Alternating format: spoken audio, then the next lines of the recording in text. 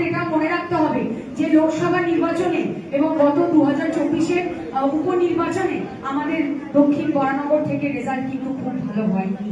তো সেই জায়গাগুলো আমাদেরকে কিন্তু সবাইকে নিয়ে আমাদের ঠিক করতে হবে। আমরা যখন আগে অনেক অনেক ভোটে রেজাল্ট করতে পেরেছি, তখন আমরা আগামী দিনেও করতে পারবো। এটা কোনো কিছু এটা এলিয়ান নয় বা অন্য গ্রহে গিয়ে কোনো কাজ নয়। যখন আমরা আগে 35,000 লিড দিতে পারতাম, আমরা আগামী দিনেও 35,000-এর লিডটাই দেব।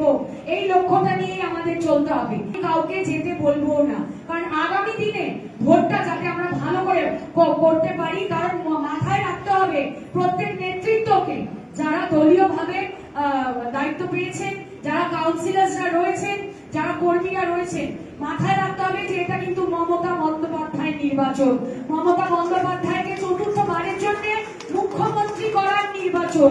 এটা কিন্তু যে কোনো নির্বাচন বা উপনির্বাচন নয়।